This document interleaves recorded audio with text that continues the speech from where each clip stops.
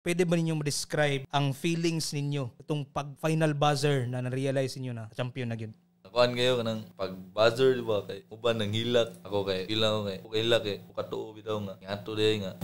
Champion mi ba yun nga. Dili kay mi ingon nga. Dagko biya underdog kay mi sila. Abi kalipay kay pangandoy sa among coach. Apil na sa mo naabot kinamo ba.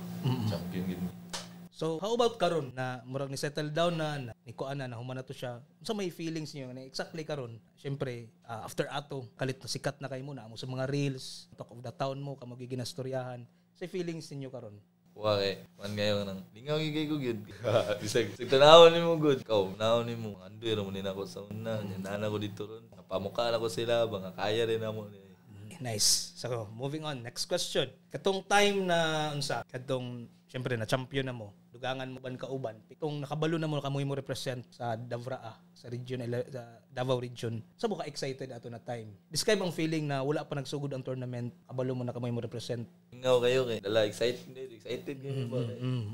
Naon nimo good nga. Ako wala biyagi ko ka abot itong last nila kay bagsak ko. Kuan ko nga pasabay ko represent din among Davao na yun.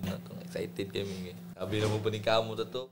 Sobrang excited. Reklamo gud ya po practice ko sa Jis. Lingaw man. Excited naman. Let's go!